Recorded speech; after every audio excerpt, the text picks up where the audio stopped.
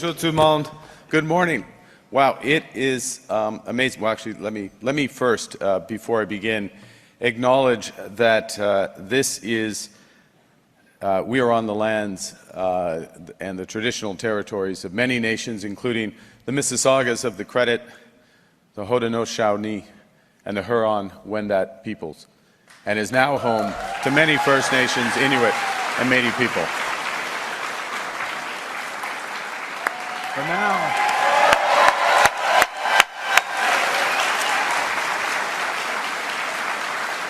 I want to thank all the students, faculty, and staff at Seneca Polytechnic here today. Thank you for joining me. Thank you for your energy, your enthusiasm at a very busy time for some of you. If I'm correct, this is the end of the 16-week extended seminar. It's ending next week. Tests are on the way. You're going to hit the books after this. I got to say, I know the feeling. I feel like I've been on a sprint for the last 16 weeks. I have a bit of a final exam coming on Monday myself, and that's what I wanted to speak about today. Thank you. You know, a few months ago, a bit more than 4 months ago, I put my hand up to run to try to be your Prime Minister because I felt we needed big changes in this country. Big changes guided by strong Canadian values with the goal of building Canada strong. And after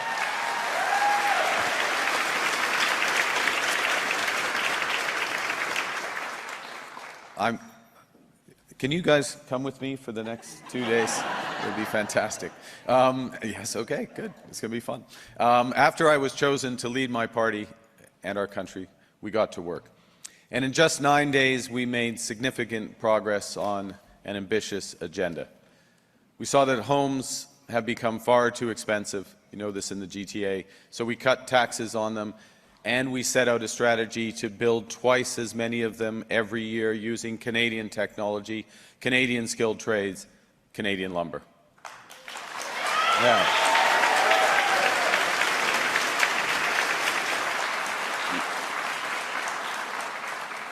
We saw that the capital gains tax hike was stifling the builders and innovators that we need, so we got rid of it. We reversed it. We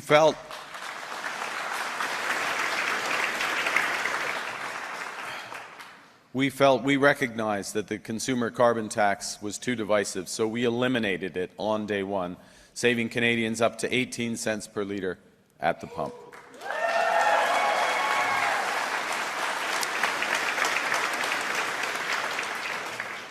Nous avons élargi l'accès au régime canadien de soins dentaires pour que 5 millions de Canadiens de plus puissent en bénéficier.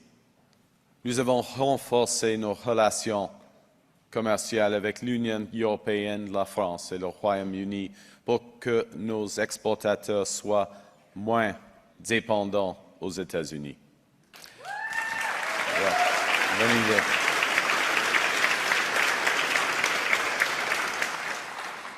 À la fin de ma première semaine comme Premier ministre, j'ai rassemblé tous les premiers ministres de provinces et territoires et nous avons décidé d'enlever les obstacles qui freinent le commerce et la mobilité de la main-d'œuvre au pays.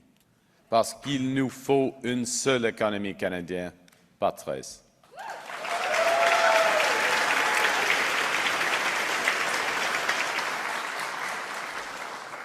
And a little over a month ago, we entered the most consequential election of our lifetimes. And that's because we are in the biggest crisis of our lifetimes. President Trump is trying to fundamentally restructure the international trading system. And in the process, he is rupturing the global economy. L'incertitude économique atteint un niveau inédit et représente un frein à l'investissement. Aucun investisseur ne veut construire une nouvelle usine ou engager de nouveaux travailleurs alors que la menace de tarifs continue de peser sur l'économie. President Trump has demonstrated the cost and the consequences of our democratic choices. Le président Trump a bouleversé l'économie mondiale et il a trahi le Canada, l'allié le plus fidèle des États-Unis. Il menace les entreprises canadiennes. Il menace les travailleurs canadiens. Il menace les économies de nos retraités. In a crisis, you have to prepare for the worst, not hope for the best. And this week, President Trump repeated his attacks on Canada. He said that he's not just trolling, that he means what he says. As I've been warning for months, America wants our land, our resources, our water, our country. President Trump is trying to break us so that America can own us. And while that will never happen, our world has fundamentally changed. Our old relationship with the United States is over. The system of global trade anchored on the United States that Canada has relied on since the end of the Second World War, a system, while not perfect, but one that has helped deliver prosperity for our country for decades, is over.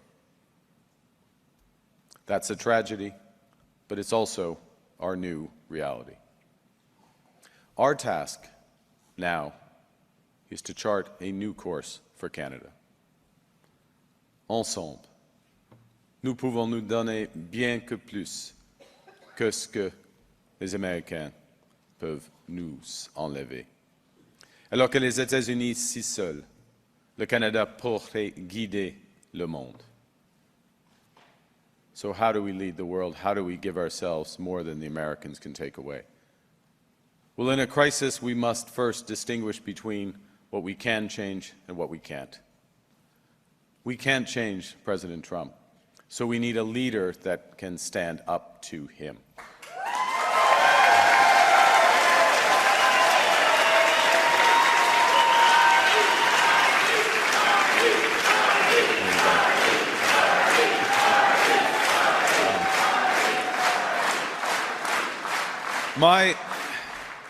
My question, vive le Canada, vive le Canada. Wait. My question to Canadians is simple. Is Pierre Poilievre the person you want sitting across the table from Donald Trump negotiating for us? Unlike Pierre Poilievre, I'm not a career politician, but I have managed budgets before. I have managed economies before. I have managed crises before. This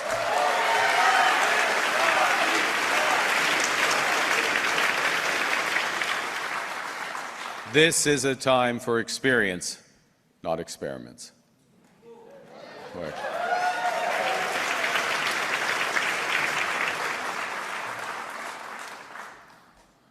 Dans une crise, il faut bâtir, pas détruire. Dans une crise, il faut des actions audacieuses, pas de vieilles idées. Dans une crise, il faut rassembler, pas diviser. Nous sommes maîtres chez nous. We can and we will control our destiny with the right plan. Because in a crisis, plan beats no plan. And to win in a crisis, we know that we must act with overwhelming force to overcome the anxieties that people feel, to break through the uncertainties that businesses face, and to replace what the crisis is taking away. That's what our plan for Canada Strong will do.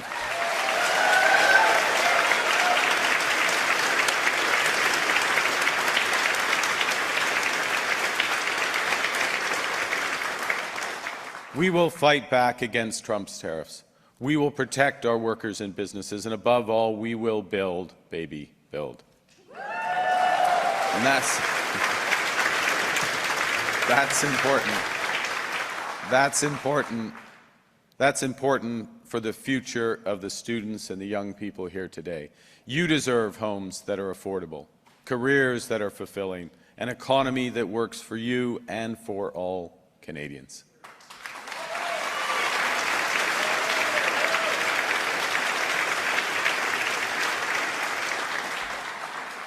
Avec notre plan, nous allons bâtir des logements, faire du Canada une superpuissance énergétique, bâtir de bonnes carrières dans les métiers spécialisés et bâtir de nouveaux corridors commerciaux avec des partenaires fiables.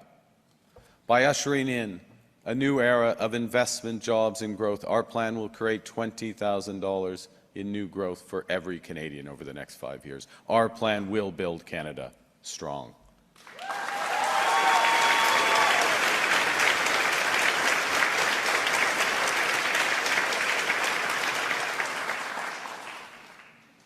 I've been traveling across Canada for the last few months since I chose to enter politics. And in that time, I've met so many kind and generous and hardworking and patriotic Canadians. There are many stories, but I'll mention one. A few weeks ago, I met a teacher from Glen Williams Public School in Georgetown, Ontario.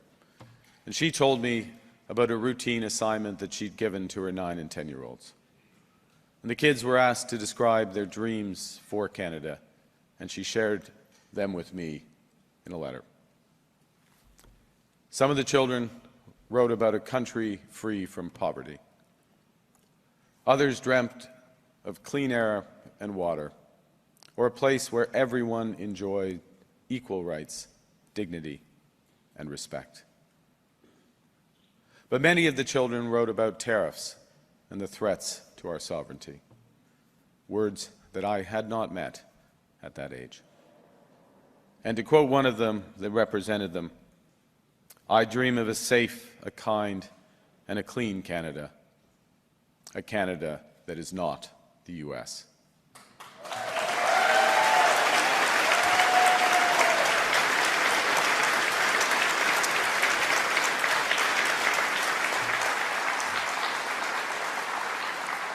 So yesterday I went back, I had a chance to go back and meet with the children and respond. And I told them that I share their dream of a Canada where everyone is safe, where people are kind to each other, and where people can be who they want to be.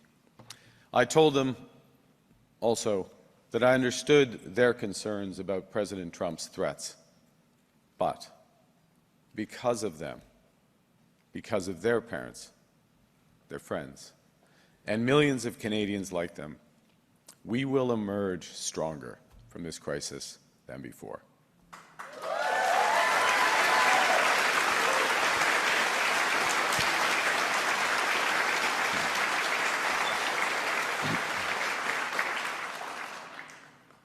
I told them that their ambitious dreams and their strong values are the foundations, the very foundations of a strong country, a Canada that's even better, a Canada that is worthy of their dreams.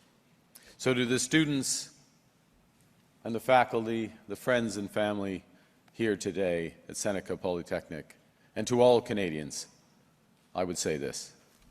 This is a critical election. There are some people on both sides of our border who claim that we're not a real country. They couldn't be more wrong. Canada is more than a nation. We are a confederation. We are a sacred set of ideas and ideals built on practical foundations. We know we're not perfect, but we always strive to be good. We do things not because they're easy, but because they are right. That much of the strength as a country, our strength lies in our resolve to work together in our unity. Because united, we have done hard things, seemingly impossible things throughout our history. United, we have built one nation in harsh conditions with sometimes a hostile neighbor. United, we've confronted our own past with Indigenous peoples. United, we have created universal public health care. Unis, nous avons bâti un pays qui ressemble des langues, des cultures et des croyances différentes. Unis, nous avons bâti des institutions culturelles essentielles comme CBC, Radio-Can. United today, we are buying Canadian. United, we are exploring everything our country has to offer. United, we are supporting our friends, our neighbors, in the crosshairs of President Trump. United, we are standing up for our nation. And united, we will win this trade war, and we will build the strongest economy in the G7 that works for everyone.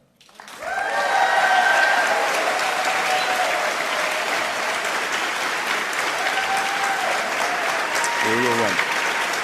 That's right.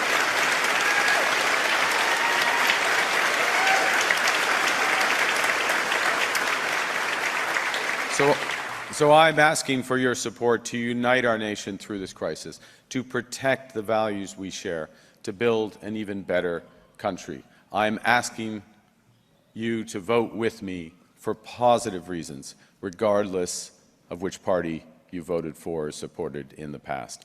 I'm asking for your vote to stand up to Donald Trump, to build a united Canada, to build a Canada.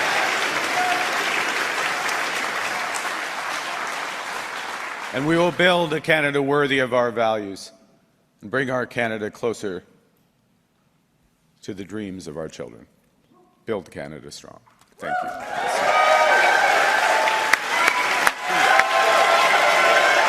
And with that, happy to... Thank you, Prime Minister. We'll now start with a question from the media delegation. Good morning, Mr. Carney. Tom Perry with CBC. You've got a packed schedule for the last couple of days of the campaign. We're in a Conservative riding right now, so I'm wondering, looking ahead, the ridings you're going to be visiting, the places you'll be going, what are you trying to accomplish? Are you playing offense or defense right now? We're trying to speak to as many Canadians as possible, energize amazing groups of people like this. As I said, I mean, we are in the equivalent of Game 7 of the Stanley Cup in the last 2 minutes, and it's all to play for, and intend to leave everything on the ice. So many Canadians back. Next question. Bonjour, madame. Oui, bonjour, Monsieur Carney. Laurence Martin, Radio-Canada. Qu'est-ce que c'est votre plus grand regret dans cette campagne? C'est un peu comme ma réponse de la dernière question. Nous avons un pays grand. Il y a 40 millions de personnes d'ici, et j'aurais aimé parler à plus de gens à travers le pays. La course est courte, alors c'est le regret de n'avoir pas l'occasion de parler à tous les Canadiens et Canadiennes. Est-ce que sur votre conversation avec M. Trump et le 51e État, vous vous dites, a posteriori, j'aurais pu être plus clair avec les Canadiens? Non, je suis à l'aise avec ça, parce que ce qui est important, c'est les résultats de l'appel. Et le résultat, qu'il y aura une négociation qui commencera la semaine prochaine avec le Premier ministre du Canada, le président des États-Unis. Alors, ça c'est important, alors, une négociation en ce qui concerne un partenariat global. Et la grande question pour l'élection est qui va représenter le Canada. Pas de regret. Next question. Merci. Hi, Mr. Carney. Brian Platt with Bloomberg. In your remarks today, you said you're going to stand up to Donald Trump, that you're the best negotiator. But when you speak at rallies, you actually go further than this. You say you're going to win a trade war, that Canada's going to win in this. Are you setting an unrealistic expectation for Canadians about what's coming over the next year or two when you say this? I think Brian, there's a few things. Thank you for the question. The first is to put into context what's at stake here. If we just sit back, if we take what the Americans want, if we lose the negotiations, and I will use that term, if we lose the negotiation because we give them what they want, we will lose as a country. We will be damaged. We'll lose access to their market. They will do more damage to us. However, if we build this country strong, if we create one Canadian economy out of 13, that alone is bigger than the hit that we can get from the U.S. economy. But then if we go further and we double the pace of housing growth, we build clean energy, we build the energy transition and conventional energy as well, and we build out our very considerable trading opportunities around the world, we will give ourselves many multiples of that in terms of return. That's winning the trade war. Building Canada strong, that's winning the trade war. That's what we can do. Next question. Right. Carney, Mackenzie Gray with Global News. Do you believe Donald Trump will leave office after he's done this term? I've got enough to worry about right now. Thank you, Mackenzie. Look, the president has an ambitious agenda for the U.S., and he's just getting started, and he has a long time to do it. I'm very realistic about what that agenda means for our country, and if I'm able to earn the confidence of Canadians and represent Canada, we'll focus exclusively on what's best for Canada.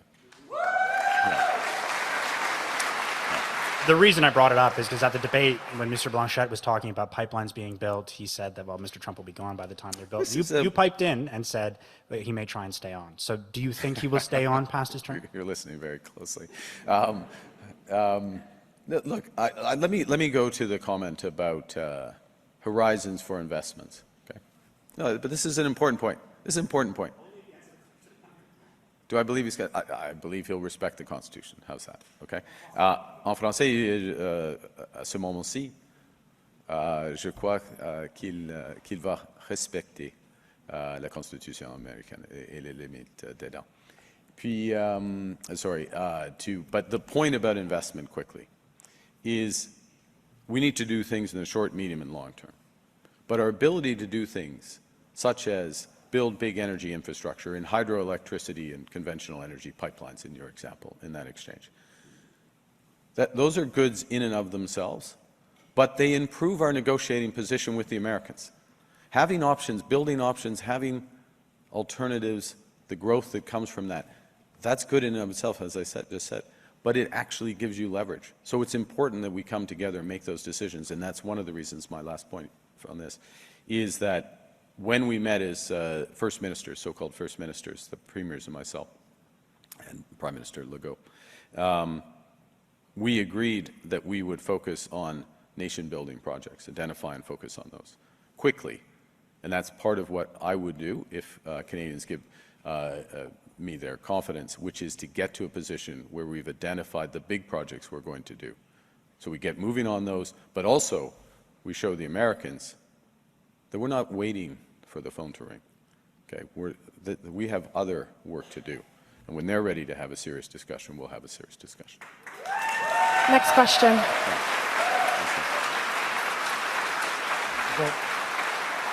Bonjour, Monsieur Carney. Michel Sabat, la presse canadienne. Vous savez, les sondages donnent votre parti gagnant. Certains de vos électeurs peuvent se dire, qu'est-ce que ça donne alors d'aller voter dans ce cas-là?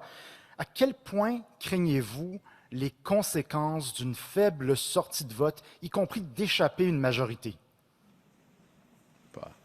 La seule chose que je peux faire est de parler aux Canadiens, de rendre nos messages positifs. Ils sont des messages positifs. Et à ce moment-ci, avec les votes en avance, c'est le contraire. C'est beaucoup plus élevé qu'avant. Alors, et l'engagement des Canadiens maintenant, des Canadiens et Canadiennes sont très hauts à ce moment-ci. Je crois que plusieurs Canadiens vont voter, mais on verra.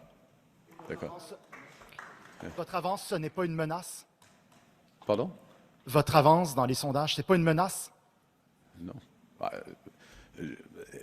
Il y a un seul sondage qui compte. C'est lundi.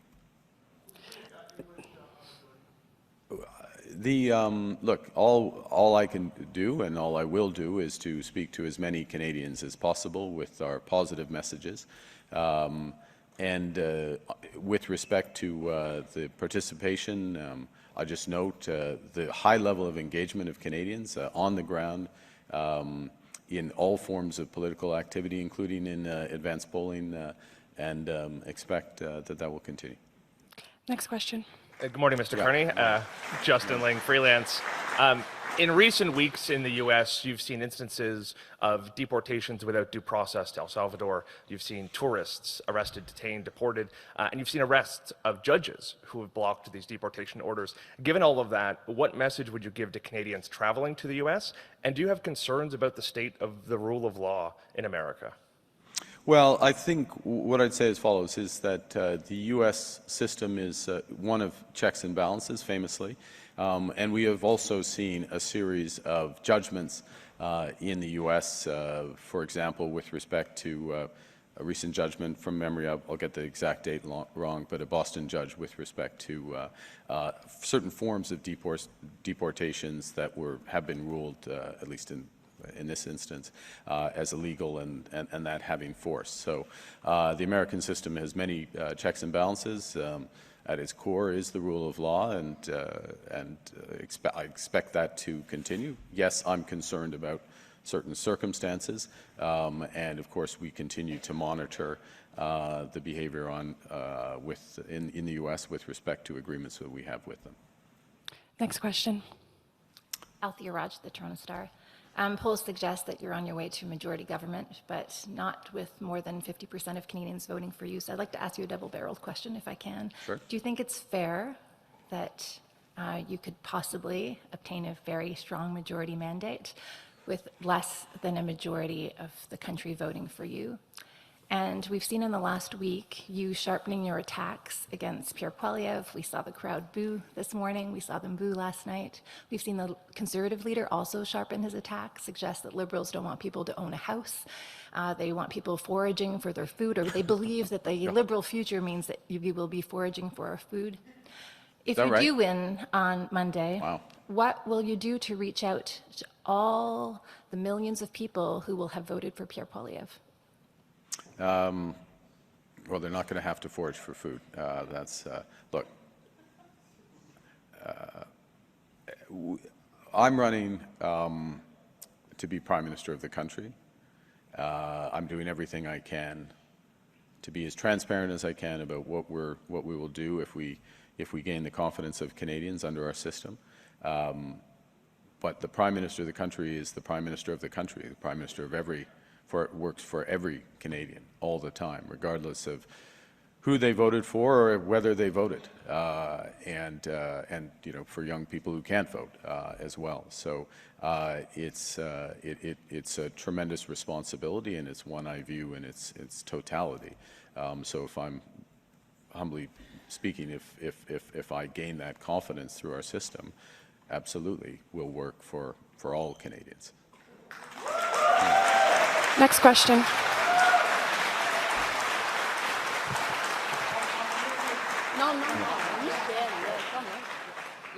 Bonjour, Mélanie Marquis, La Presse. Hier, le chef du Bloc québécois, M. Blanchet, a dit que le Canada était un pays artificiel sans aucune réelle signification. Qu'est-ce que vous pensez de ça et qu'est-ce que ça dit sur M. Blanchet? C'est pour les autres gens de juger ces commentaires. Moi, je les rejette complètement. Je suis fier d'être Canadien. Il y a beaucoup d'être fier de le Canada et c'est un pays incroyable, un pays unique. Et j'essaie d'aider le processus qui est en train de s'unifier notre pays, pas de diviser notre pays. Well, it's for others to judge, to form their own opinion of those comments. I reject them completely. This is an incredible country. I'm incredibly proud to be Canadian. We have done incredible things, or those who came before us have done incredible things to create this kind, diverse, ambitious, humble country, and what I see and what I would look to be part of is this process that is underway of the country coming together, of unifying, and I want to support that, not divide. Next question. Next question. Alex Ballingall with the Toronto Star. You've talked a lot, basically at every rally, and this morning again, about how the United States wants to break us, own us, take our land, water, and resources. Is there a scenario, in your view, where they use or try to use military force to accomplish those goals? No. Short answer, Alex, is no. No. And if you could... Non, non. Why? Why are you saying that? Il n'y a pas de scénario. Nous sommes en français, je commence en français. Non, il n'y a pas de scénario, à mon avis, que les États-Unis utilisent la force militaire. Ou, nous sommes encore des partenaires dans l'OTAN, par exemple. Il y a un article 5 dans l'OTAN. Et I do think that, if I may switch back to answer the balance of your question, look, the U.S. is trying to put economic pressure on us to gain major concessions and to the extreme of a level of integration of our countries that would impinge our sovereignty. We have to be clear-eyed about this. This is what, these aren't just words. When I say in a crisis, you have to prepare for the worst. And the worst is that is the goal. Take what the President says literally. I take it literally. I always have. Others have said it's a joke. Others ignored it for months. Right from the start, I took it seriously. And because of that, that drives our actions. That drives the strength of our response to their tariffs. That's why we're one of the countries that are retaliating. That drives the strength and the ambition of the economic strategy to build Canada strong. And it will drive our negotiation. We'll be absolutely clear-eyed about the risk. There is a landing place here, but we will not accept anything less than what that is. Thank you. We'll take one last question from the media delegation before going to locals. Mr. Carney, Mike Lecouteur with CTV News. In your opening remarks, you said you have a big test on Monday. You've always said that you've been raised with humility as well. So with that humility, give yourself a grade on this campaign. Well, all the tests that I've taken, the teacher gives you the grade, and Canadians are the teachers in this circumstance. All right, we'll take two questions from local media. Tu veux en français? Oh. Non. C'est à vous, monsieur. Hi, PM. Mr. Carney, I just wanted to ask you, this should be for my media. Okay. We wanted to know when you become Prime Minister, what is it that you're going to do for Canada-India relations, as you know that they have been a little bit strained and stuff? So what is it that you're going to be looking to do? Well, so I'm just going to change the premise of your question, which is if Canadians give me their confidence and on Monday and I become Prime Minister. Look, it's an incredibly important relationship, the Canadian-Indian relationship, on many levels. On the personal level, with Canadians, many deep personal ties, economically, strategically, very important. There are strains on that relationship that we didn't cause, to be clear, but there is a path forward to address those with mutual respect and to build out. And I'll say this, that from experience, that at this point where the world economy, but also the global system has been shaken and is being reshaped, countries like Canada, like India specifically, can play an outsized role in building an open, shared economy, shared ideas, a shared relationship.